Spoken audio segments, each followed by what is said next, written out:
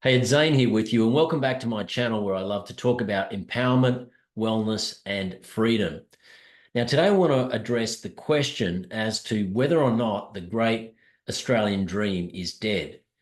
And I want to get into this topic because last week I did a video on inflation and kind of unpacked that as a topic. And I got a lot of feedback from that, some positive comments, and even people who reached out to me and said, gee, that they never really thought of it that way.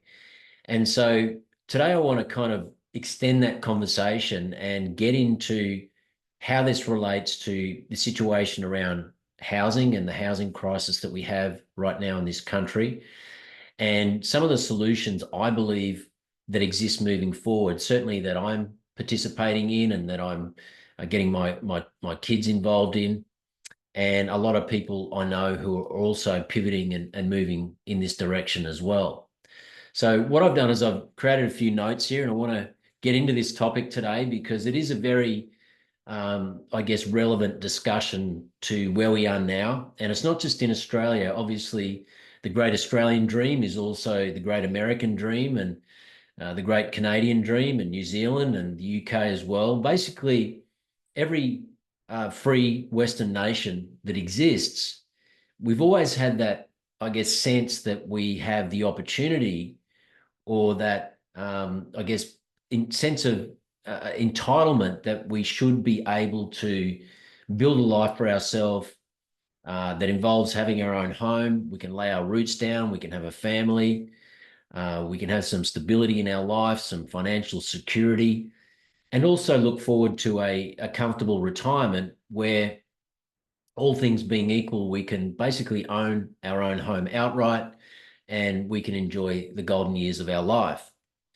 But obviously, over the last 4 years or so, the whole prospect of that happening has really been, I guess, decimated at an alarming rate. And there are reasons for that, which I want to get into for you here. But before I do that, I want to kind of paint a picture for you as to how things used to be. And, if you're a baby boomer, then you'll be very familiar with some of the things I'm going to share with you here. But it kind of paints a bleak picture when you consider how things once were, certainly for my parents. I mean, I'm 51. I was born in 1972. But the situation now is very, very different. And it kind of raises the question, what's it look like for the next generation?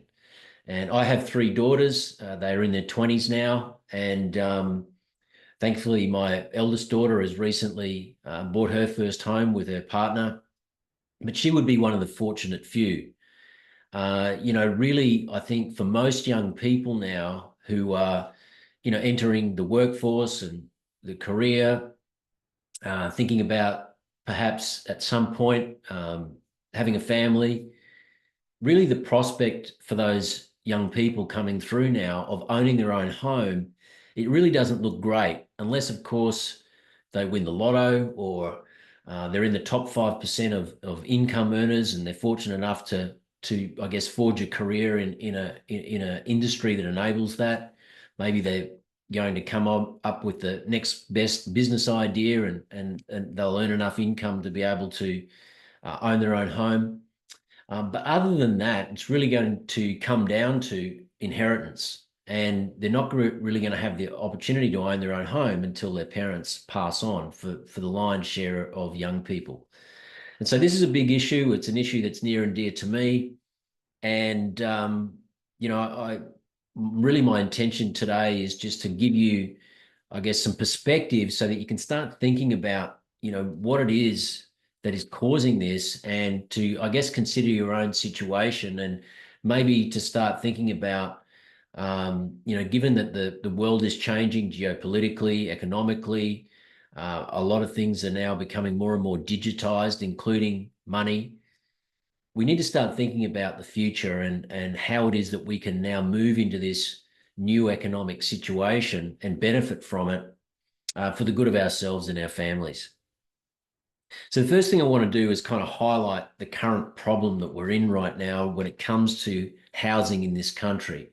There was an interview a few weeks back now. In fact, it might have been maybe a couple of months ago to be exact, but Ben Fordham, who is a very well-known radio personality in Sydney, he interviewed a gentleman by the name of Tom Panos. And I followed Tom. He's a real estate guru. He's an auctioneer.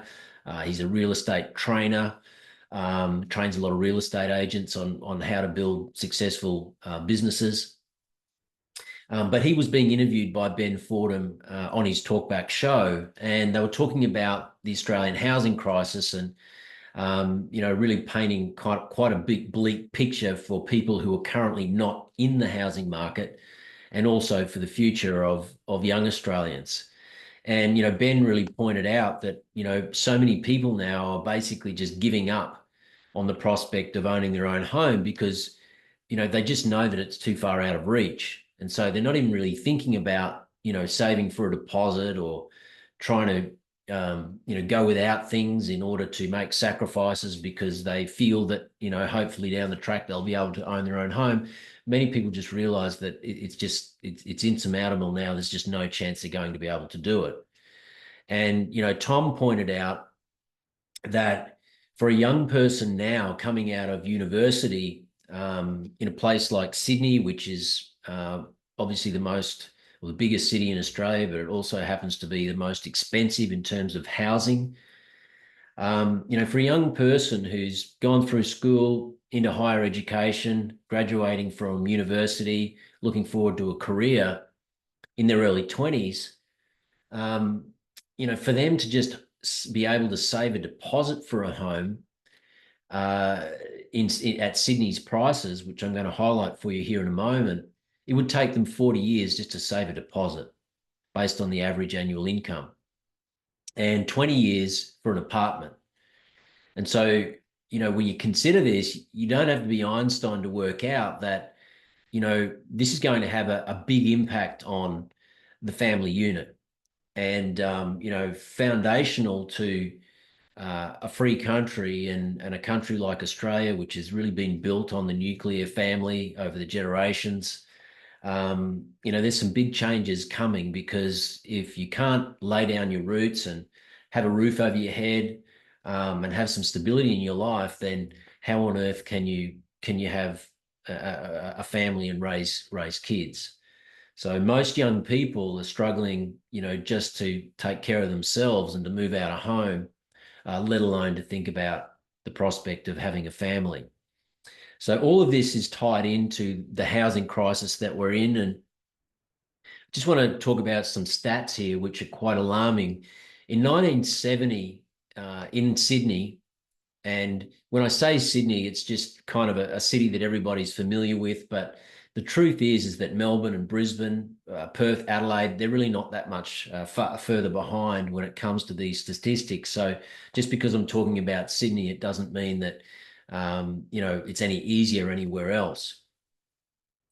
But in 1970 in Sydney, the average median, or the median house price, was just under $19,000. So $18,700 was the median house price in Sydney in 1970. And at that time, the average annual wage was around $7,000.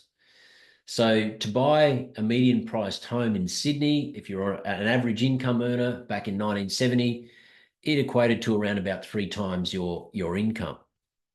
And so you can see how for our parents and grandparents, how it was a lot easier for them to, for dad to go off to work and earn an honest living, for mum to stay home, take care of the home, raise the kids. You could basically live on one income, and the prospect of you being able to pay off your home, own your home in a relatively short period of time was very, very real back then. If we fast forward to today, and you'll see why in a moment when I share these stats with you, even 2 incomes for the average family is not enough now.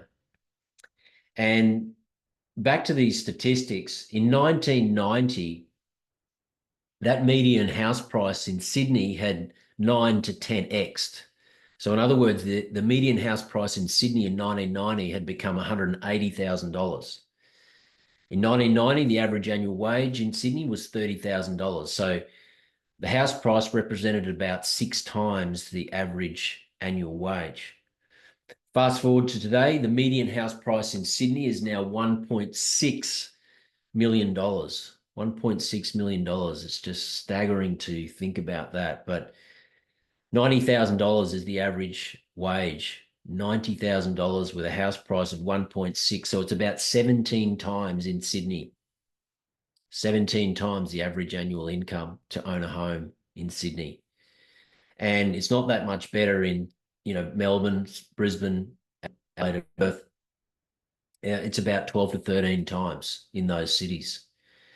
And so, we really need to consider where we are now and how we got into this situation and why it is that it's only going to get worse from here. And that should be red flag enough for you and your kids and people you care about who are perhaps, trying to get their head around this and trying to find out, is there a better way? How is it that I can go through life and feel like, I've got no real prospects of financial security. I'm just trying to make ends meet.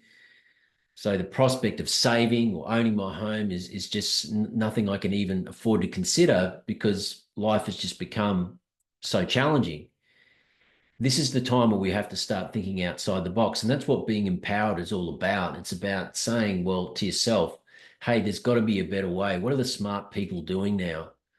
How is it that we can change the rules of the game because the rules of the game are changing around us? And, it's been said before that if we don't roll with the changes, we're going to be ruled by the changes. And that's certainly the reason why so many people who feel like they're giving up hope financially now, they need to start educating themselves. Because with education, once you realize the problem and you start educating yourself, you then got some hope for the future, because you realize that there are solutions that you can embrace and move towards. So it's a bleak situation. I'm sure you would agree when it comes to housing, and they'll tell you in politics, on the mainstream media, the economists, they'll pretty much put the whole problem down to immigration and to a lack of homes being built. And whilst that, of course, plays some kind of a role, the reality is that the real problem is far more sinister than that. And the more you study the history of money, the more you realize how that's absolutely the case. And, the real problem is called currency debasement. Another word for that is dilution. Another word for that is quantitative easing. Another word for that is money printing. Another word for that is legalized counterfeit. And this is what central banks, in Australia, we have the Reserve Bank. In America, it's the Federal Reserve, which just so happens to neither be federal nor is it a reserve. It's just a small corporation. It's actually a large corporation, but it's run by a very, very small group of people who make monetary decisions, not just for America, but also for the world. Has a spin-off effect into Australia as well. I mean, you and I both know that we always need to have our eyes on America, because when America sneezes, Australia catches a cold. And it doesn't matter what phase throughout history that you go back to, economically, you will always see that what happens in America has a ripple effect for us here in Australia as well. So the real problem is debasement. And essentially it is legalized theft of purchasing power of the people. And the Federal Reserve came into being in 1913. They had a couple of false starts going back prior to that, which is a whole other interesting conversation. But essentially, the Federal Reserve established itself in 1913. And at the same time, lo and behold, the IRS, the Inland Revenue Service, which is the equivalent of the ATO in Australia, the Australian Taxation Office, the IRS came into being at the same time as the Federal Reserve. And so, I'll leave that there. That, again, a conversation for another day. But what we have is what is known as the private Western central banking system, where since 1971, the governments in coordination with the central banks have now got the power to basically issue currency as they see fit. And they come up with all kinds of different terminologies for it, from, stimulus to quantitative easing, different kinds of handouts and benefits. And, they use this, or they love having access to this tool, this money printer, because it helps them to pay for infrastructure, to prop up the economy, to fund wars that nobody wants to go to, but the governments like to fund them anyway. And so when this happens, it creates this situation called debasement, which is otherwise known as currency dilution. So for the population at large who is trying to save and who has dollars in their pocket, this situation of monetary expansion, whilst on the face of it, it looks like they're doing the right thing. They're trying to help people by giving stimulus checks and handouts and JobKeeper and, job seeker, all the stuff that went on over the last 4 years. Everybody goes, oh, thank you, Mr. Government, for helping us out. We're not going to work, so we need to survive. And here you've come to the party with some stimulus checks and some handouts just to keep us going. Thank you, thank you, thank you. Not realizing that they give with one hand, but they pull harder with the other. And this is the sinister thing that takes place with inflation. And this is why people like Milton Friedman, who was a brilliant economist who, was kind of at the peak of his powers in the 60s and 70s. And he was famous for saying that, inflation is taxation without legislation. So it's another way of diluting your purchasing power. I mean, when you're taxed money, the amount of income that you receive and have in your pocket is reduced because you have to hand off a certain amount of it to the government.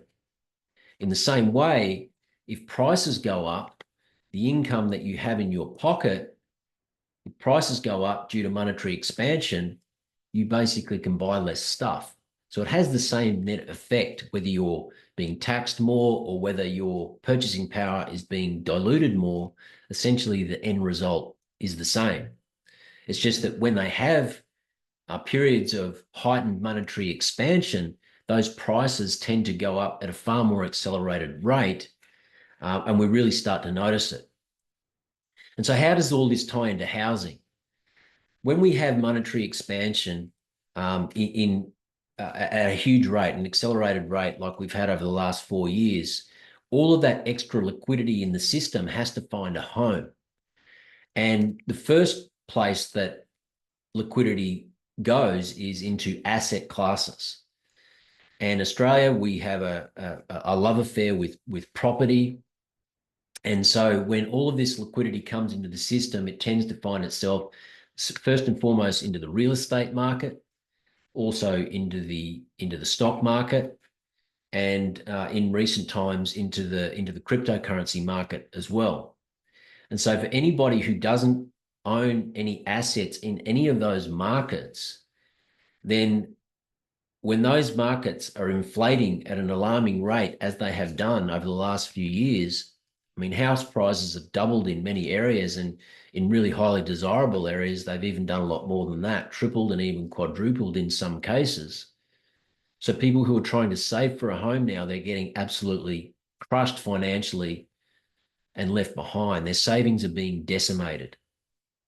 And this is the sinister side of monetary expansion, which looks good on the surface, looks like the government's taking care of us. They're handing us free money so that they can prop us up. But on the other hand, those who are not involved in assets, their purchasing power and their currency and their savings are being absolutely decimated.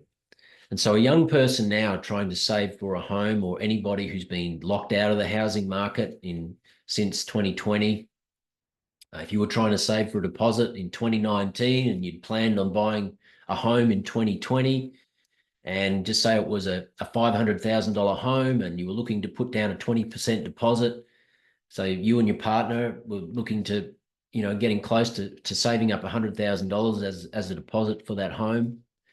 If you missed the market and you were looking to enter that market now, that $500,000 home that you were looking to purchase and you'd saved $100,000, if you did not enter the market, then that same home now is around 800, 900, even $1 million in some areas.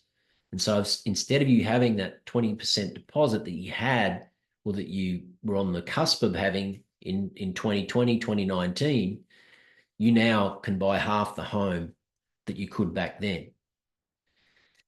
And so I know that's a lot to take in, but that is really the situation that we're faced with right now. And if you're familiar with the World Economic Forum and you're consciously dialed into a lot of the geopolitical risks that we're facing right now,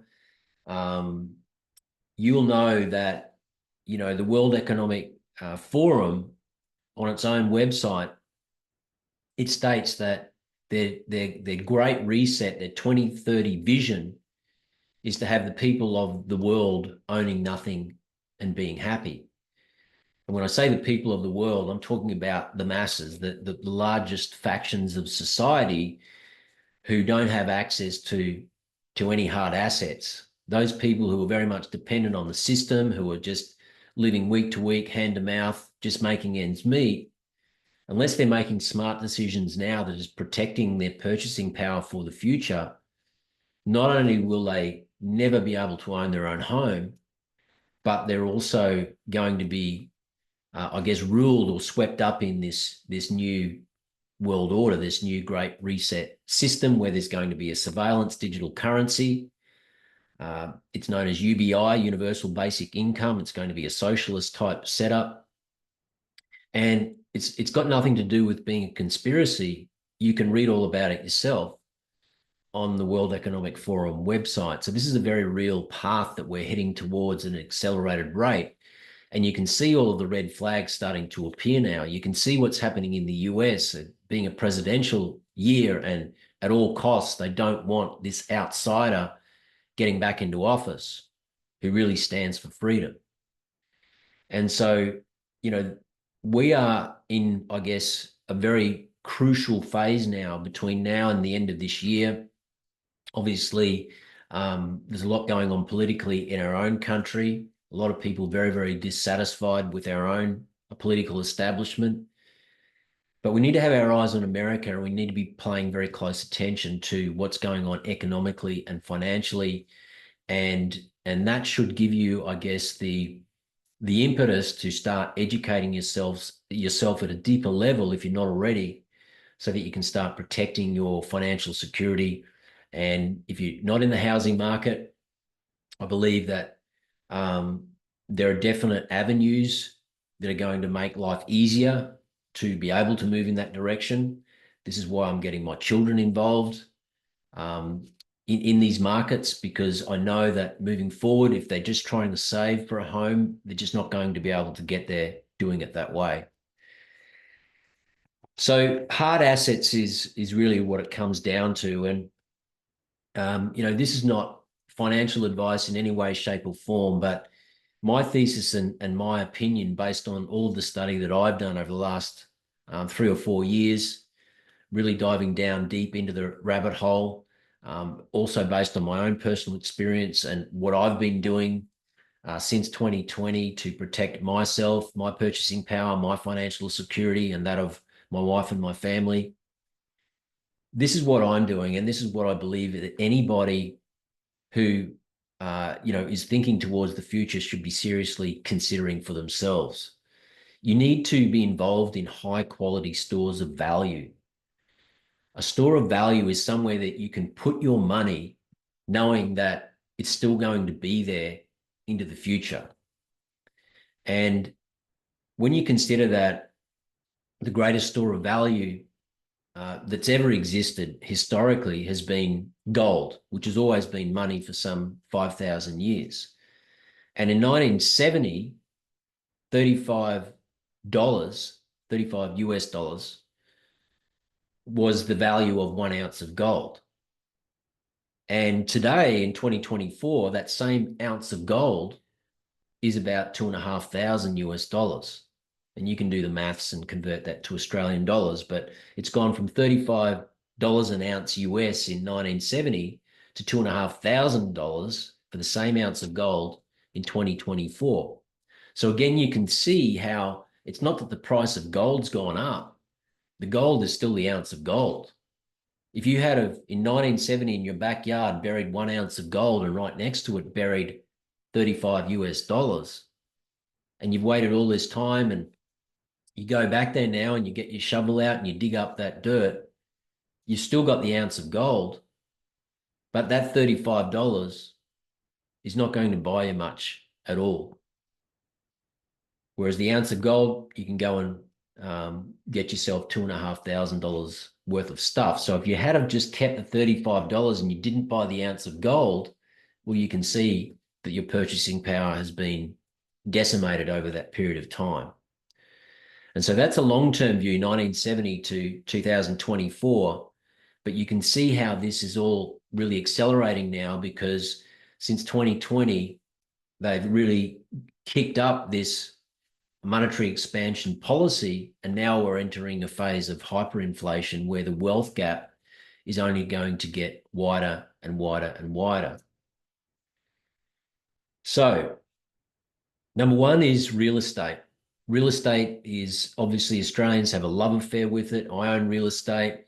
I think if you're in real estate, it's very important that you are able to, if at all possible, minimize the amount of debt that you've got associated with it. And I only say that because a lot of the expert commentary that I'm hearing suggests that if we are to have fractures in the banking system, we've already seen in America in the last 18 months, a number of banks have essentially gone to zero, also in Europe as well. But if we have fractures in the banking system, there could be a ripple effect into Australia. And if that's also combined with global conflict, world war, then they can institute what is known as capital controls, which essentially means they can basically create an order that states that nobody can go to the bank to access their money. And under those conditions, one would think that that may also include money in offset accounts and all of those kinds of things. Again, this is a whole other different rabbit hole altogether, but only to say that carrying excess debt on real estate in the environment that we're in is something that you really should consider seriously. Number two is precious metals. Gold and silver, like I said, have been money for 5,000 years, and it's no different today. They are designed to protect your purchasing power. And so a lot of people now are very much advocating owning some amount of precious metals, either gold or silver or a combination of both, and having access to it either in a vault or a safe or somewhere that you can put your hands on it if you need in a time of crisis. Now, gold and silver are really designed to protect your purchasing power, particularly gold, over a long period of time. But like I said, I do believe that in this environment that we're in right now, this rapidly changing environment, that it pays to own a little bit of both, because we just don't know what's going to happen to the financial system if all of this global conflict escalates and they institute capital controls on the financial system. So having a little gold and silver is outside the system. There's no counterparty risk. You don't have to worry about going to an ATM or an ATM being shut down. I mean, even in my area in recent times, a number of times I've been to an ATM and it's out of order. I go to another one and it's out of order. Eventually I always find one, but you do start to ask yourself, what happens if everybody rushes to the bank to try and get their money or to go to the ATM? We've seen in banks now that even if you want to go and withdraw $5,000 from your own bank account, they want to ask you 100 questions quite often. Quite often they'll send you away and they'll say, well, unless you book it in, you can't withdraw the money. And so we have to be very conscious of the banking system as a backdrop to all of this. And then the third and final, I guess, avenue for storing value is one of my favorite, and one that I'm definitely a massive believer in and participator in and advocate for, and that is Bitcoin. And I don't know anybody who hasn't studied Bitcoin for a significant number of hours and has read, say, the Bitcoin Standard or the book Broken Money, or watched podcasts from Michael Saylor or Robert Breedlove or Max Kaiser. You know, anybody who's done a fair amount of study in this space, I don't know anybody who's walked away going, I'm not going to invest in Bitcoin. It's only the people who haven't studied it. They're the ones who kind of just wave it off, or haven't really shown much interest in it. Or if they've got significant holdings in other assets and they're well established, and they don't really want to upset their current structure or their current situation, or they're just old school in their thinking. But like I said, Bitcoin has been the best performing asset over the last 10 years. It's a phenomenal store of value. In terms of housing, if you look at the price of housing in America, a stat that I picked up the other day, but it's the same in Australia. You can just equate it. It's going to be very, very similar. In 2016, the median house price in America was $288,000 US, which equated to 664 Bitcoin. In 2020, the median house price in America, $328,000, which equals 45 Bitcoin at the time. In 2024, today, the median house price in America is now $435,000, which is 6 Bitcoin. So from 2016, the house price has gone from 288,000, 4 years later, 328,000, today, 435,000. And yet the amount of Bitcoin that you would need to buy that home has gone from 664 Bitcoin in 2016 to 6 Bitcoin today, 100 times less. And so again, what's the better store of value? Has it been housing or has it been Bitcoin? This would suggest that Bitcoin has performed better, to the tune of 100 times. And so this is why every single day I spend time continuing to, I guess, build and harness and further develop my conviction in this space, because I truly believe that for my kids moving forward into the future, this is a savings technology. This is a way for them to protect their purchasing power so that they're able in the future to be able to buy a home, to be able to have financial security for themselves. And it's not just, the ability to do that, but it's also to have access to their own money, to have no counterparty risk, no intermediaries, to be able to send money peer to peer without any intermediary or middleman. There's no issuer, there's no CEO to decide to print more of it. There's only 21 million Bitcoin. And so the reality is that this is an asset class that people really need to be aware of, particularly if they have missed the boat with other asset classes and they're looking to the future to protect their financial security and their purchasing power. So I want to kind of end this video now, but really I just wanted to paint the picture for you today. It's probably gone a little longer than I thought, but I hope you got some value from that. If there's one thing I want to encourage you to do from here, it's just to educate yourself more than anything. I'm not here to give any financial advice. That's not what I'm about. I'm here to simply empower you to find solutions.